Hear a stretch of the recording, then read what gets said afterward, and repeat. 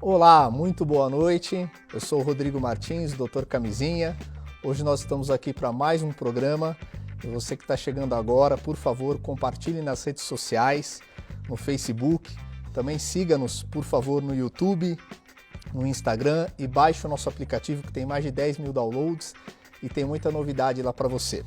Bom, hoje nós vamos falar sobre as infecções sexualmente transmissíveis e você precisa saber disso. Então nós estamos recebendo hoje o Dr. Edmir. Dr. Edmir, prazer, boa noite. Boa noite, obrigado pelo convite, para mim é uma honra estar aqui. Bom, vamos lá. As infecções sexualmente transmissíveis, ela mudou a terminologia, né? Então antigamente era DSTs, que era doença sexualmente transmissível, e agora mudou para IST. Eu queria que você explicasse o porquê dessa mudança de nome de doença para infecção, doutor. Todo mundo chama de DST hoje, até eu, que sou mais antigo, a gente tem esse hábito de chamar de DST, mas hoje a nomenclatura correta é IST, que é infecção sexualmente transmissível. Por que isso? Porque normalmente nem todo mundo que está infectado está doente. Então o termo correto hoje em dia é falar IST. Ótimo. E geralmente as infecções sexualmente transmissíveis têm algumas mais comuns, mas hoje eu quero chamar a atenção para o HTLV. Né? Eu gostaria que você, doutor, explicasse para nós o que é o HTLV. O HTLV também é um vírus da mesma família do HIV. É um retrovírus. Eu costumo brincar que ele é o primo pobre do HIV. Né? Mas não é só porque ele é primo pobre, que ninguém dá muita importância para ele, que ele não tem suas complicações. 2,5 milhões de pessoas no Brasil estão contaminadas pelo HTLV. Só que ele causa problemas na saúde em 5% da população. E a parte que ele leva mais a atacar, ele ataca principalmente a parte neurológica, com doenças neurológicas degenerativas e principalmente também leucemias e linfomas. E, geralmente o diagnóstico dele é feito por acaso, através de algum exame de sangue específico. E geralmente quais são os meios de transmissão? Tudo que é do HIV, ele copia, porque ele é parente, ele é primo dele, né? Então é a mesma história do HIV, principalmente através de relação sexual, através de transfusão de sangue, compartilhamento de seringa, né? Transmissão vertical, que a gente chama da mãe para o feto, e aleitamento materno. Tá ótimo. E doutora, geralmente, né, hoje, infelizmente, cada dia mais cedo os adolescentes começam a ter relação sexual e muitos deles não usam o preservativo. E eu gostaria que você classificasse para nós, doutor, quais são as vias de transmissão mais perigosas? Se é primeiro o sexo vaginal, oral, o anal, para qualquer tipo de ST. Qual que é a via de transmissão mais perigosa num contexto em geral? No contexto geral, a via mais assim, que causa mais essas ISTs, é quando existe algum trauma na relação, algumas fissuras, algumas rachaduras. Então, lógico, falando desse jeito, a relação anal é a que mais transmite as ISTs. E geralmente eu costumo falar que o ânus ele não é um órgão reprodutor, né? Ele é um órgão excretor, ele não foi feito para isso, então não tem a lubrificação adequada, né? E acaba causando mais lesões também. É isso, doutor? Exatamente o termo que eu uso. Não foi feito para isso. Ótimo. Caso queira, ninguém proíbe ter relação anal. Caso queira ter alguma relação anal, que agrade, que satisfaça o casal, precisa ter algum cuidado com uma boa lubrificação, além do preservativo. Ótimo. E uma outra IST também muito comum, mas que principalmente os homens, né, não conhecem, é a gonorreia. Eu oriento muitos jovens e às vezes eles têm relação sexual e a primeira queixa que depois de 7, 10 dias, às vezes dá ardor a urinar, secreção purulenta e eles não têm nem noção o que é isso. Então eu gostaria que você explicasse, doutor, para nós o que é a gonorreia. A gonorreia nada mais é que uma uretrite, né? O que é uma uretrite? Uma inflamação na uretra, no canal da urina, né? Existe um chavão. As uretrites podem ser gonocócicas, que é a gonorreia causada pela Neisseria gonorreia, ou uretrite não gonocócicas, né? Que é causado por outros tipos de micro-organismos, como clamídia, ureaplasma, micoplasma, né? Esse é o chavão, gonorreia e não gonorreia, né? A gonorreia, geralmente, como já você falou, ocorre 2 a 3 dias, geralmente em média 3 dias, mas pode ocorrer até em uma semana após o contato sexual. Não usando a camisinha, o paciente apresenta uma ardência uretral, uma secreção em grande quantidade e o paciente precisa usar até um forrinho, às vezes, para não sujar a roupa. Sim, e geralmente, doutor, o diagnóstico ele é feito só às vezes pelos sintomas ou faz a coletagem dessa secreção para fazer mais algum tipo de exame? A maioria das ESTs, o diagnóstico é clínico. Caso o médico tenha alguma dúvida, no caso da gonorreia, pode ser colhido a secreção e se pesquisar a presença da Neisseria gonorreia, que é a causadora da gonorreia. E geralmente, doutor, qual o tipo de tratamento? O tratamento é específico, antibióticos específicos para a Neisseria gonorreia.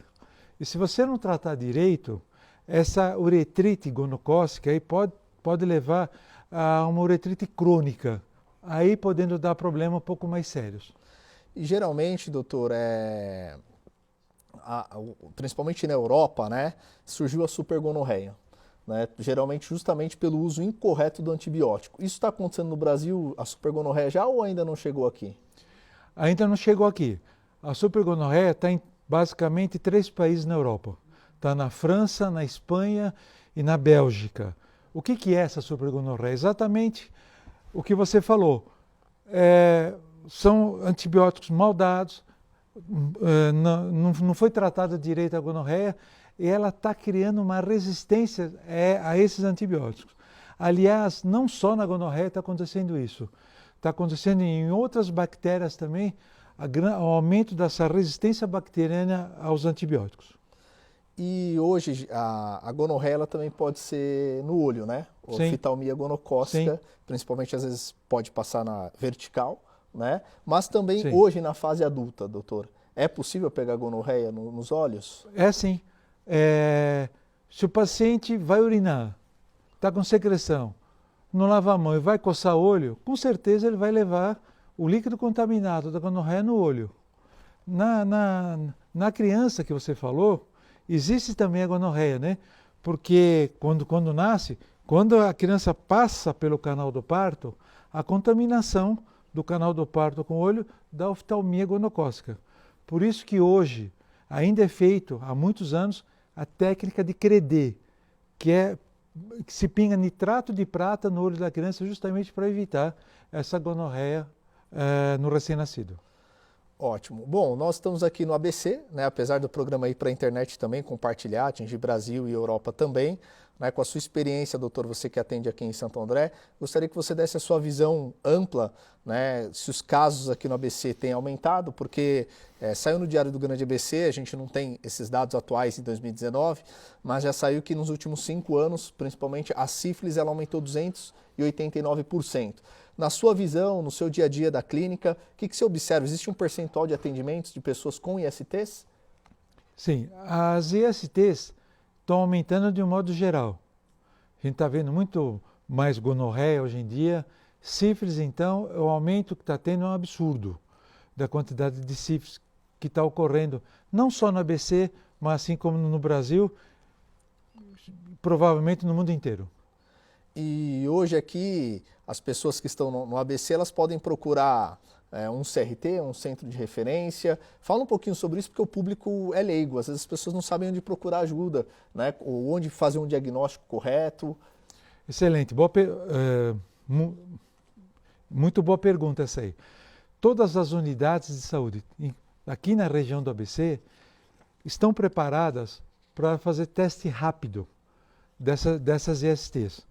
Né? Caso exista algum paciente que confirme essas ISTs, porque nesses testes rápidos são feitos exames de sífilis, exame de AIDS, exame de hepatite, e esses pacientes são orientados a fazer os exames, eles são encaminhados depois para um centro de referência, em Santo André tem um, em São Bernardo tem outro, em São Caetano tem outro, em Mauá também tem outro, tá? Que são orientados a ser dirigidos para esses CRTs, que é chamado, que para dar atendimento exclusivo e para esses pacientes. E também, doutor, você falou agora dos testes, né? Converso com muitos adolescentes, às vezes eles não confiam no teste. Fala, será que é seguro? Existe uma janela imunológica de no mínimo 30 dias, né? Às vezes para sífilis, para o HIV. O que se orienta aí? Caso esses pacientes dê positivo no teste rápido, a gente automaticamente já pede a confirmação do teste de sangue normal para esses casos. E geralmente, doutor, eu costumo falar isso e eu gosto de trazer médicos aqui e reforçar isso, que a pessoa ela nunca deve se automedicar. Sim. Né? É sempre procurar um médico e seguir a receita. Sim, isso aí é fundamental. Né? Esse negócio que ainda hoje, é um absurdo, o pessoal bate lá na porta da farmácia. Eu falo, o farmacêutico está lá para vender remédio. O farmacêutico não entende de doença, não entende de infecção, não entende de ST. Né? O farmacêutico está lá para vender remédio, só. Bom, gente, então vocês prestaram atenção, nós falamos nesse primeiro bloco agora um pouquinho do HTLV, também falamos um pouquinho, né, sobre a gonorreia, e para você que está chegando agora, fica aguardando aí, a gente vai para um rápido intervalo e nós já voltamos. Um grande abraço.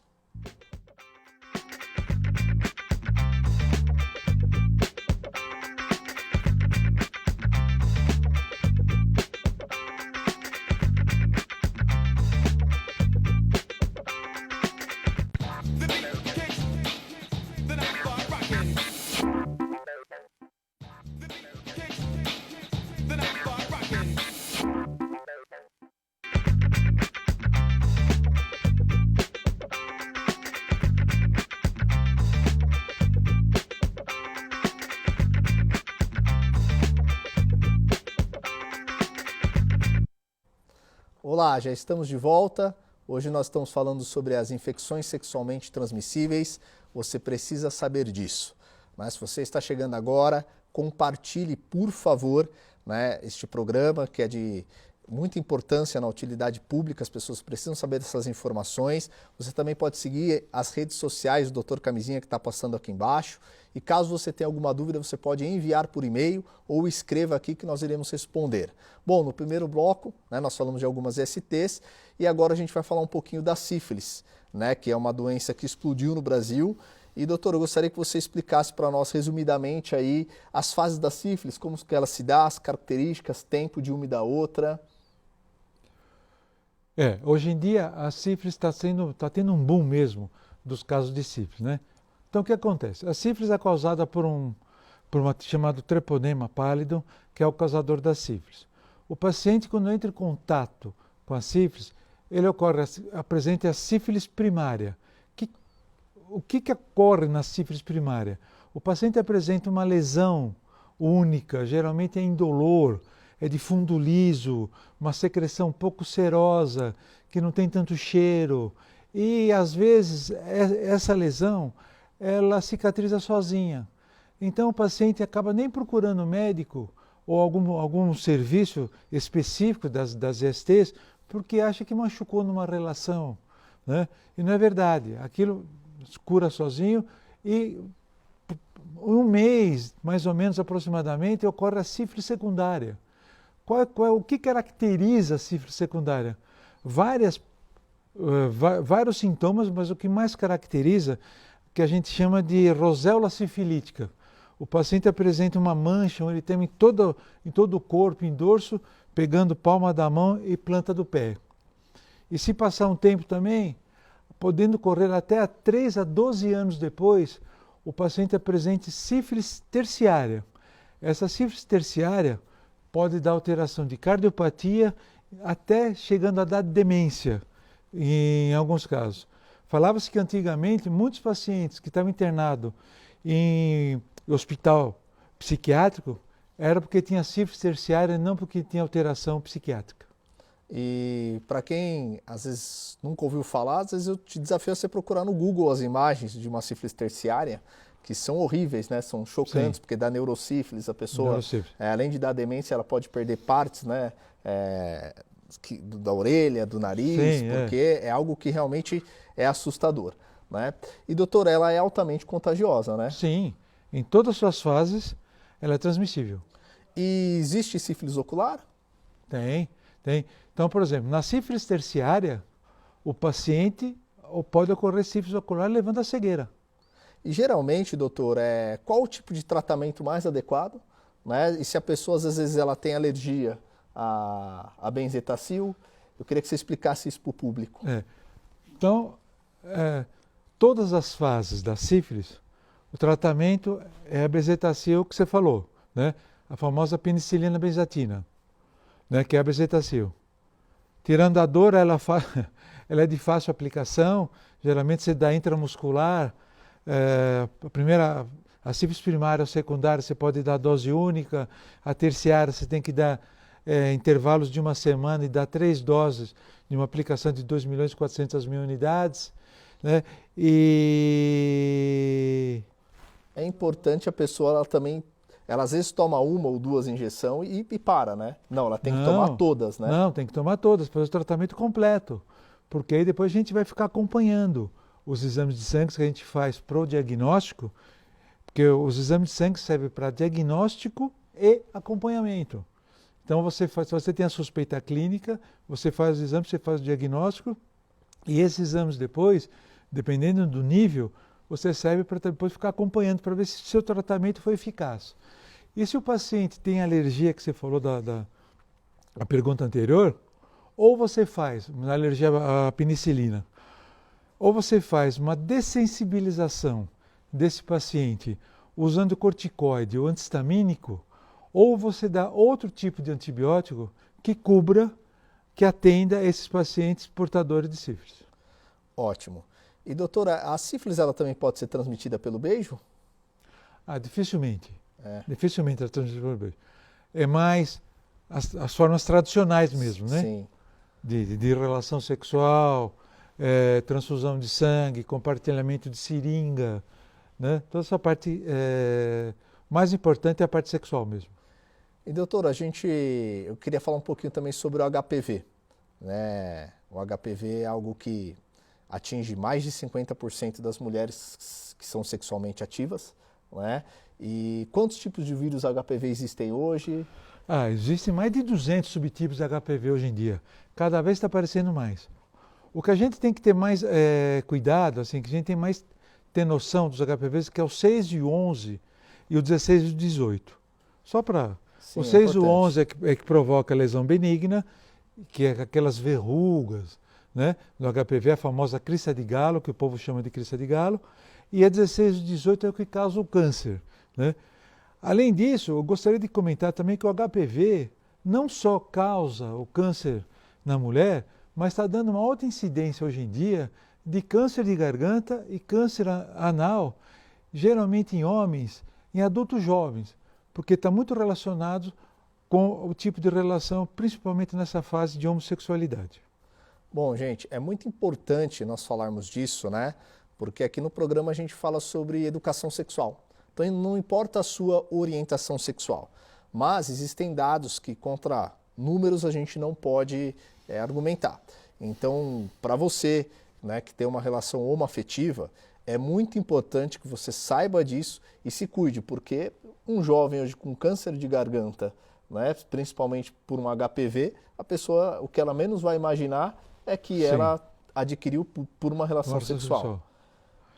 Então, a finalidade desse programa é a prevenção, e está aí. Se você se prevenir direitinho, não vai pegar HPV, nenhuma outra IST. E hoje, eu gostaria até que você informasse a população sobre as injeções que o SUS dá de HPV, né? Nas meninas tem uma idade, para meninos também já está aplicando ou ainda não, doutor? É a famosa vacina contra HPV, né?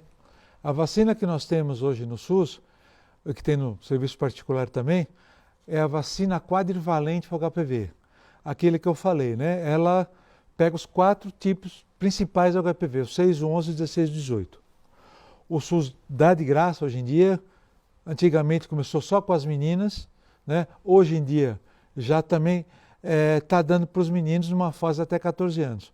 Qual é a finalidade da vacina? Tentar começar a dar a vacina enquanto ainda esses meninos ou essas meninas não entraram em contato com o HPV. Essa vacina é eficiente, tem 90% de efetividade, né? Então, assim, eu oriento aos pais ou quem é dessa faixa etária para que seja aplicada a vacina do HPV, que é eficiente. E doutor Edmir, hoje, né, às vezes os pais, é importante falar isso para você que é pai, né, você está indo prevenir o seu filho.